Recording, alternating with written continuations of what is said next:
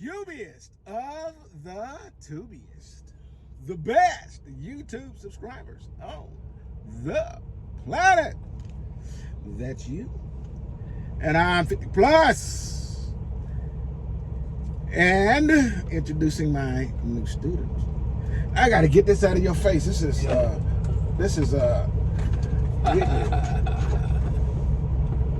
right. So you are on, actually this is the Thursday. You only got one more day and that's the end of week 2. Yeah, week 2. Yeah. So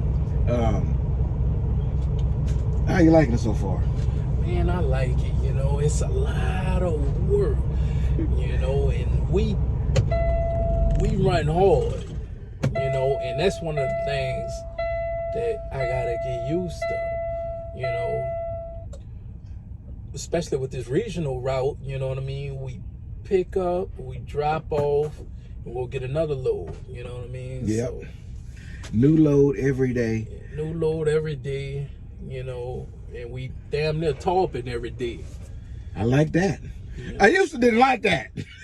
I do now. You know, $100 a load, and I got help. Yeah. You know, it goes really easy. Yeah. So you're gonna really enjoy tarping by yourself and using Melton tarps. He's been spoiled because he uses my tarps.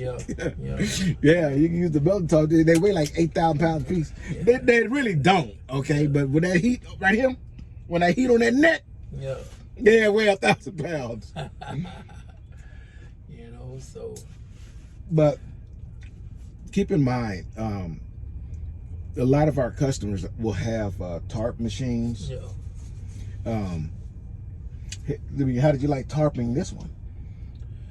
Oh, this one wasn't too bad because the custom, the shipper, they put the tarps on first. That's right. That's right. This one wasn't too bad. And really, none of them really too bad. Just you jump up there and you throw that thing, and it ain't too bad. You know what I mean? Get it done. But then you gotta swap shirts. Yeah. When it's time to drive, you gotta change shirts because you're so soaking wet. You know. Right. You know, you get a workout. You know, it's just hard work. You know what I mean? I thought, I mean, I can handle it. You know, but man, it ain't no joke. No. You know what I mean? Once when your body get used to it, and then you get used to it, it's actually not bad. It's not. It's you're gonna tighten and throw some straps, tighten them down. I mean, that's nothing. You did a chain job because we had the chain. We did 12 chains. We had coils. Coils. Yeah, we did 12 chains and we taught that load. Right. And so you have both experiences, but outside of chaining and tarping, or strapping and tarping, you just drive. But driving is a mental it's a deal. It can, you get tired thinking about somebody getting in your way. It's not too bad in the daytime. It's just at night is challenging at night, but the daytime is it's easy. At nighttime it's a whole different ball game. Yeah, and again, it's brand new, it's fresh to you. Yeah. And you'll get used to it. It'll work out. I ain't gonna give up. I'm hanging in there. I got one more week left. Yeah, and also one more week left. I think things will also be different once you're solo. You got your own truck. Yeah, you're sleeping on the bottom bunk. It's being on the truck with somebody, man. I mean, it's not okay. Well, it's not. It's not, man. And you don't sleep well. I do. Shit, I'm used to it. I'm going to bed. Yeah. But it's different for somebody who hadn't done it before. So once you start driving by yourself, you're in a truck by yourself, you get a level of comfortability, and then it'll be all right. And nights aren't bad. In fact, I prefer it because it's less traffic. And when you go through cities and stuff like that, you don't really worry too much about traffic. you know, traffic jam, stuff like that. They went through Dallas was nothing. Okay, we go through it this morning, you'd be in trouble. So we didn't do that. We left early. You know, and it works out that way. So, let's talk about first. What were you doing before you decided to drive trucks? I was working offshore. Yeah. I was working offshore and I got sick of that shit. Yeah. Yeah, I got sick of it, man. You know, because you have to work with 3 other personalities. You know, I was a deckhand. You know, it's 2 captains and 2 deckhands on a boat. And, you know, I was doing 28 days, you know, and you're always gonna get somebody with a personality defect on there, you know what I mean? Yeah. And you're stuck on that boat with them, you know, for 28 days, you know. So, you know, I say, man, driving trucks, you know, if I get my own truck, you know, I don't have to deal with nobody. Right. You know what I mean? Right. I could just do my own thing. And so you're used to being gone from the house for a month. Well, I was always in Louisiana. So, you know, let's say, you know, every other day I probably could go home, you know, because we stayed in like the Mississippi River. And we went in the coastal. Okay. So we could dock there in, you know, the Mississippi River around New Orleans. So you could get off and go home. Oh, I see. You know what I mean? I see. Yeah. Unless we taking off, you know, but a lot of times you just be on a boat, you know, and they just be paying you until they get a job for the boat. You understand? Yeah. You know, so a lot of times we'll just be, you know, just sitting, you know, in the Mississippi River, you know. Yeah, until we get a job. Right. You know, we gotta go pick up some crew members, you know, go work, you know, do a few runs for oil company or something in the Gulf. You know, but most of the time, you know, let's say for 28 days, we might work 5 days. Wow. Out them 28 days. Yeah. And then the rest we might just be sitting. Right. But them 5 days, that company, you know, made some money. Right. You know what I mean? But they just need you on the boat, so when it's time, yeah. Okay. All right. And so you chose trucking. Yeah. Okay. And I guess as a deckhand, you used to physical labor, so I guess that'll lead you to flatbed or what? Yeah. But see, another thing is with, you know, working offshore is you sleep, you have a set schedule. Now with this, no such thing. Sleeping pattern, you know, because we woke up at 3:30 one day, then the next day it went from 2, then the next day it went for 1 o'clock.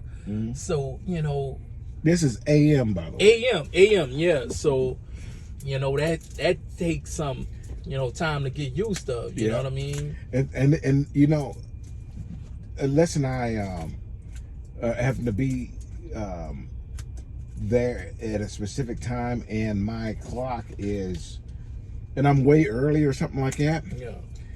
If not for that, time doesn't really bother me because all I'm doing is setting my alarm to go off 9 hours or 9.5 hours later. Yeah. For whatever time that I stop, 9.5 hours later is when I'm going to get up. Then I'm going to go brush teeth, wipe my face, get the coffee, whatever I'm going to do. Because 10 hours, 1 minute, we're on the clock to take off. Yeah. Just like this morning. I mean, 10 hours. In fact, you sat here and they had to wait for 2 more minutes before you could even go and do it. Yeah. Because you had to wait for. And so that's how it works. It's why the time keeps getting earlier and earlier and earlier. Yeah. But you trust me, you're gonna get used to that. Yeah. No problem. But tell me, why flatbed? Because wanted to get work. You know, I'm already 300 pounds. You know what I mean? And at least you know with flatbed you could get a good workout. You know, cause see, I got my license through Prime, and I was doing reefer, and you know, it was just so miserable when you just sitting at the, you know, getting unloaded, man. All day. You know, we just in there just getting unloaded, you know. All day. You know, me and the trainer. Yeah. You know, and but flatbed, you know, we're pretty much, we've been sitting here for a little bit waiting to be unloaded, but this ain't nothing like reefer and dry van. No, it's not only flatbed. I'm gonna tell you like this. I called a bunch of companies. I called Snyder, you know, I talked to TMZ. But what I like about Melton really sold itself. Like they really, I had canceled appointment, a plane ticket because my daughter's birthday, and they just rescheduled and gave me another plane ticket. You know, got me another plane ticket. Like they really want, like they really sell themselves. And they really want you to come here. You know, and they, you know, for the most part, they living up to, you know, everything that they say, you know. Yep. And I had a good experience. I was in my own hotel. You know, I got you 50 plus. You know, the only thing is, I think that orientation, I think they need to condense that orientation. I think that the 2 weeks was a long 2 weeks. yeah. It was a long and I think they just started that in January or something like that. I'm not 100% sure exactly when it started, but and they wanted to add some stuff to it, and I believe, you know, it's a test type of situation, and they may adjust some things, you know. You know, I don't know, because that's not you know, that's not my forte or my decision, but you're not the first person that told me that. It's kind of, it can, and then if nobody's there to get you, you just keep going back, secure, it's the same load over and over, and it just kind of it get redundant after a while. And you know, it's one thing about doing the same thing over and over again. You can get complacent with it, and then start getting sloppy with it, and the objective is not met because it's overdone. You know what I mean? But you know, but I will tell you this. Yeah, I mean, you say they you know, do what they say and all that. They do, man. That part is on it. That ain't gonna change. That's how they've done. I've noticed so far. I hadn't had a bad experience, and what they say they're gonna do, they do it. And that's all you can really ask from somebody else, man. It is their job. We just boring. You know. But and, you know, for them to make it as comfortable as they do, I kind of like that. And so you no regrets so far, huh? Nah, man. I'm sticking in there, man, and got one more week, bro. One more week, man. Is there anything that in that week that you believe you need to focus on, that or that you want the experience doing over that next week? You're talking about the 2 weeks for the orientation? No, from what your experience on the truck, is there something else that this one last week, if there's something that you could add to it to experience, what would that thing be? Add to it for experience. I mean, like some guys say, well, I mean, I wish I could, you know, drive in the mountains, or I wish I could, you know, drive in the snow with you or something. But you ain't riding in the snow with me, because I ain't doing that. I can, but I don't want to. I don't want to. And, you know, because, you know, it's damn near August. I ain't gonna be able to find you in the snow. But, you know, is there something else maybe that you was really, you know, gung-ho about? You know, some guys say coils. They wanted to do them big old coils or something, you know. But anything that, or something that you might want to brush up on, maybe. You know, those cats. Oh, I just want to see how it feel. You know, because I know they heavy. Hey, it's our turn. No, okay. I ain't gonna tell me it ain't our turn. Hell. We done been here too damn long. What you doing, homie?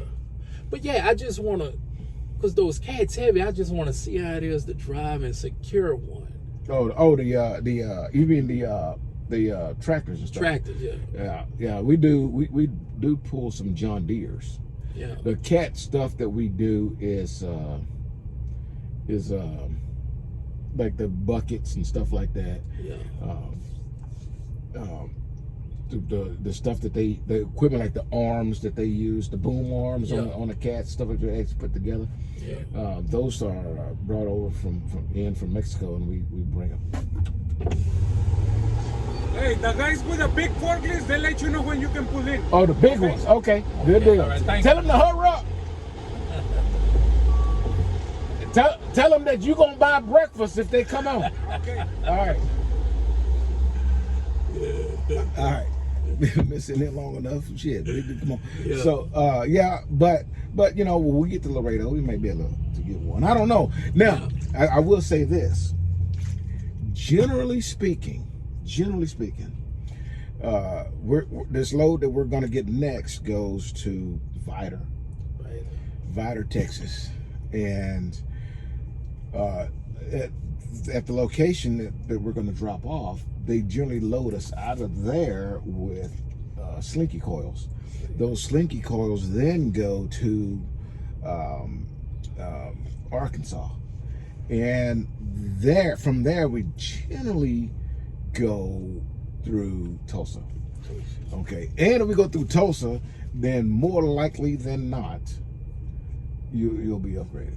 Get that truck, yeah. I mean, you know, you got everything pretty much down now. It's just a matter of getting a good sleeping habit. Yeah. And you ain't gonna get that on this truck. That's the most important thing, you know, about this job is getting the most sleep you can get, you know, to drive. Right. You know.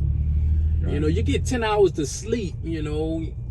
I try to hurry up and do what I do within an hour, you know, and try to get at least, you know, 9 hours of sleep, you know.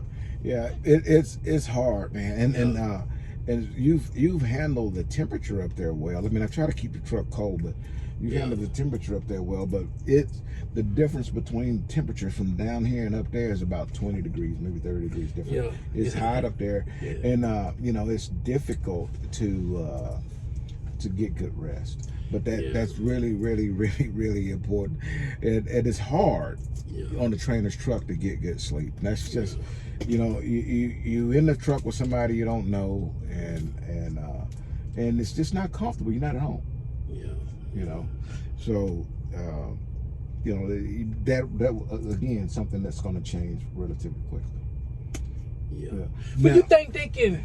But I mean, it'll probably be, you know, too much of a headache if a student, you know, while they're in training, could sleep at a hotel. Well, that'll be too much, right? I believe that the real goal is to teach the student, you know, how to live on the truck, how to survive on the truck. You know, the difference is going to be once you're by yourself is this little space will actually be all of your space, and you can do other things with it. You know, you can sleep on the bottom bunk, and it's a little bigger down there. You get a better airflow down there. You can start when you know, and I'll be the nurse that you start when you want to anyway. So let me ask you this: so when you don't have no student, what you do at the top? I roll that bunk up. I fold it up. I like folding that bunk up because it just adds more room back there. But a lot of guys prefer that bunk be down. They put all of their stuff on that bunk. Okay, and there's a net up there. That net against the wall, it buckles to the front, and so all that stuff is netted and protected from actually coming flying down. You know, so that's how that works. If there was anything during the process, the hiring process, the orientation process, and the training on the truck process that you would change, if you had that option, what would you change?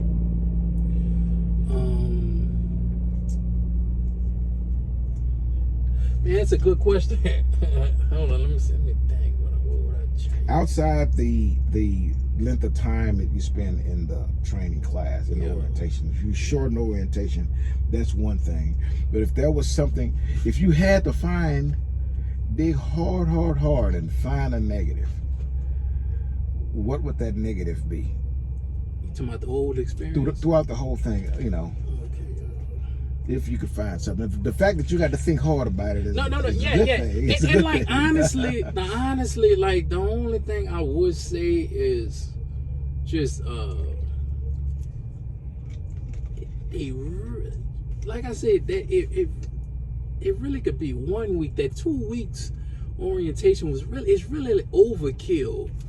It's really overkill. You know, the second week they say the same stuff what they said from the first week.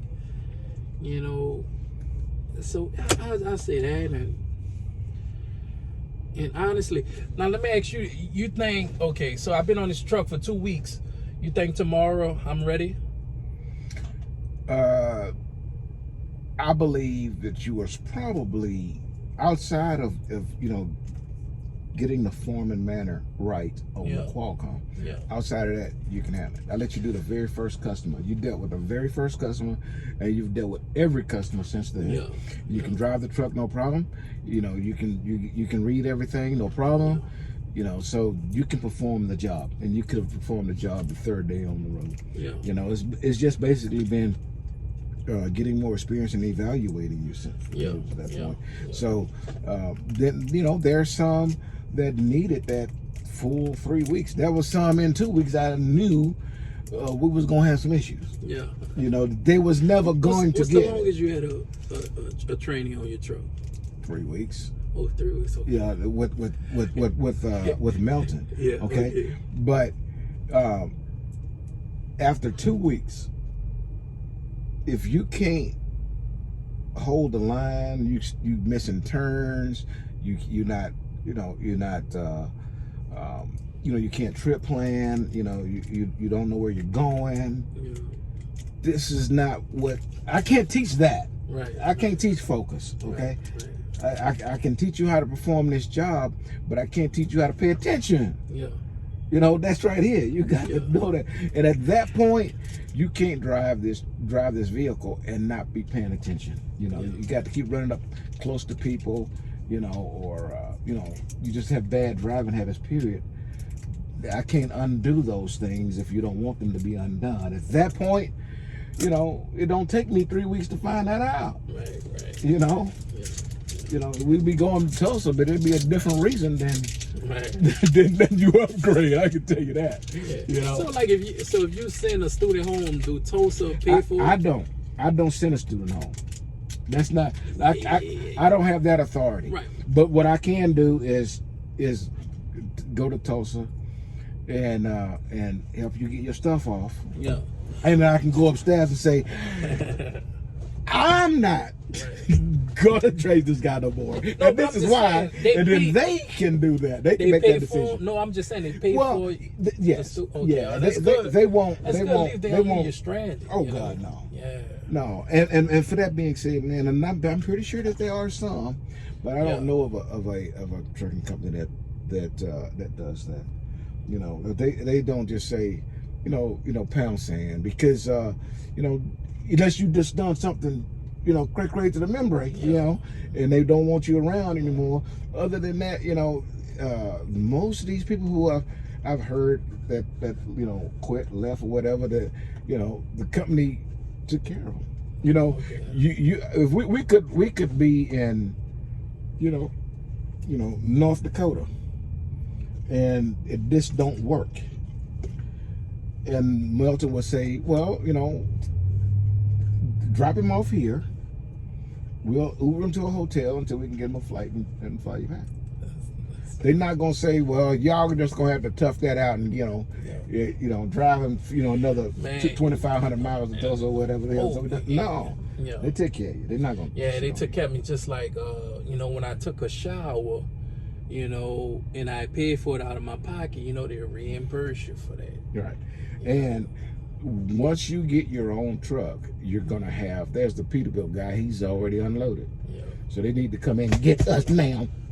So but anyways, you're gonna have diamond status, and just like I've been getting you your showers for you for free. You don't pay for showers. You go to Love's and get a free shower. You got diamond status at Love's. Okay. So anyways, I think there might be enough rambling. So, you know, hopefully you'll be out of here in no time flat. And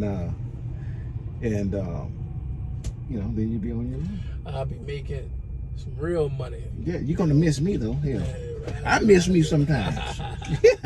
When I'm asleep, I miss me. All right. So if you guys decide that you want to get us a try, you want to quit going offshore and riding them shrimp boat and tugboat stuff like that, and you want to come tug some of these products behind us, then there'll be a link down in the description. Okay, I appreciate you click that link. Okay, and somebody to get back with you. It's really simple.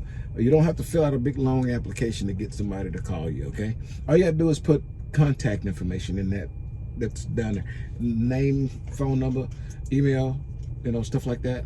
Simple. And then somebody reach out to you. Okay, and if the shoe fits, then you can do the application process. Very simple. So hope to see you guys out there. Till I see you again, deliver undistracted. And here's your boop.